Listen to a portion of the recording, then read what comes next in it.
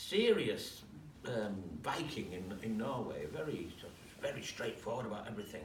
And we sat there, and it was summer, you know, they get summer there sometimes. And he suddenly jumps up and starts running about in a panic, and it's a wasp. And I said, what are you doing? You better just sit in quiet, and, you know, it won't bother you.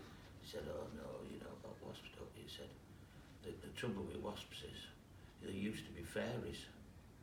And when people stop believing in fairies, they dwindle and fade, and then they're reborn as wasps, he says.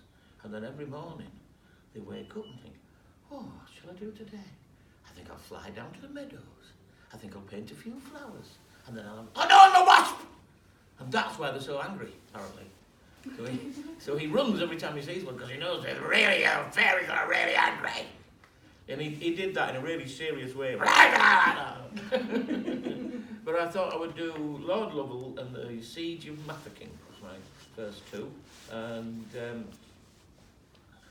Lord Lovell, he was a lovely man. He had a great, huge hall, like a castle it was, and everybody loved him. He ruled the land, and yet he was really popular. He was handsome, he was friendly. He would ride out going about his politic. He would have his carriage, he would get in, and his driver would ride him through the village, off to the centre of the town where he did his business, and then came back again. And as he went, he would wave and smile, and everybody would wave and smile back at him. There was one in particular, when he passed the orchards, there she would be, waving and smiling, and she would also do like a little run as if she was coming closer. And he thought, I quite like, I wonder if perhaps I should stop one day. And every day he would go that way, even if he didn't have to go out. He would get in his carriage and would ride by the orchard just so he could wave at her. And he thought, one day I'm going to stop, and I'm going to see if I could maybe talk to her. Or I might ask her things, he thought to himself. I'll have to think of what we could do. I could say, would she go for a walk with me? Perhaps I might suggest that we held hands as we wandered through the orchards together. Or perhaps I could ask her if she wanted to come out for a meal. We could eat food in the same room at the same time as each other. We could maybe get along very well. So he rode along in his carriage, and they got to the orchards, and he commanded his driver to stop the carriage, and he turned to beckon her. She was already there. She'd come running across through the orchards and leapt up onto the side of the carriage and was leaning in the window, chatting. They chatted together as if they'd known each other all their lives. They got on extremely well, and he thought, I need to say something. I need to say, could you have a meal with me, or will you hold my hand? Or perhaps we could go for a walk together. I'm not sure, what shall I say? Will you marry me? And she said yes. And the wedding was wonderful. And they came back to the hall for a great party. And the carriage stopped at the end of the drive, and they got out, and she had a silken wedding dress, and they walked down the driveway towards the house, and the sun, the low afternoon sun, shone through the trees, and the mistletoe berries glowed like pearls. And they went into the house, and they had a wonderful meal and nice drinks, and they did some dancing, and then somebody said, why don't we play a game? Oh yes, a game, how lovely. I would love to play a game. What shall we play? Why don't we play hide and seek? How do you play that? Somebody goes off and hides. We wait a while, and then we go looking for them. Oh, let me, I'll go. And she went running off, and they waited for about 5 minutes and thought, we'll go and find her. They went looking. They looked. They searched. They went absolutely everywhere. They spent hours. There was no sign of her anywhere.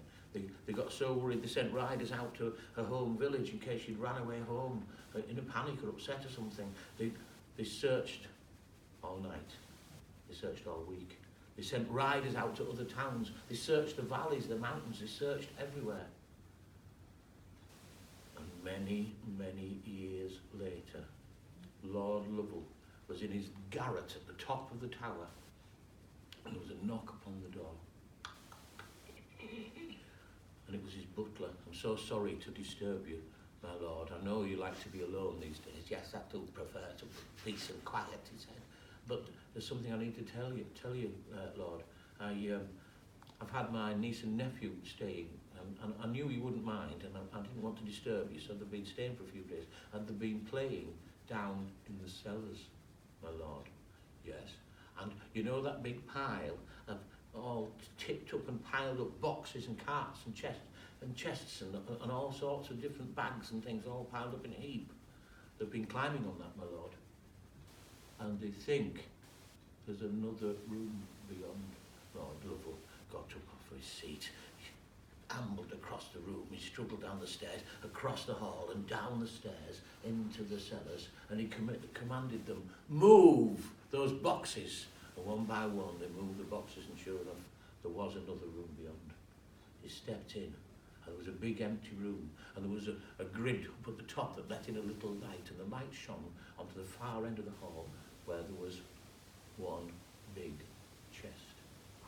He ambled over to the chest and he bid them lift the lid of the chest. There, in a silken wedding dress, was the skeleton of his beloved. They do say that when the low afternoon sun shines through the mistletoe berries and they glow like pearls, the two misty figures rise up from the ground and fall into each other's arms in love for eternity. I'll do a happy one after that one.